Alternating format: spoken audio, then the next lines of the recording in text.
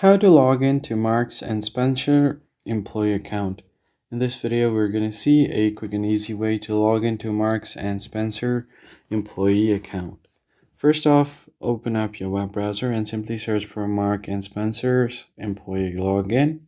Tap on the first link that you see from Oracle, and once you tap on it, you should be able to log into your Mark and Spencer's account.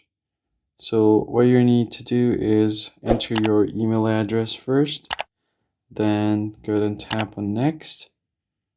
And if you have your email registered to your account, you should be able to log in directly without any problem. Now you can just go ahead and click on the login page right here from Mark and Spencer and tap on the login button at the top right corner. Enter your email address that's connected to your account, as well as your password. If you want to view your password, tap on the show button here, and then you should be able to see the reset password button as well. So if you forgot your password, you could always reset it by tapping on it. Enter your email, you'll get a verification link or a code on your email, and you can use that to create a new password. Then you can use that password to log into your account. That is basically it, guys. I hope this tutorial was helpful. I'll catch you guys in the next one.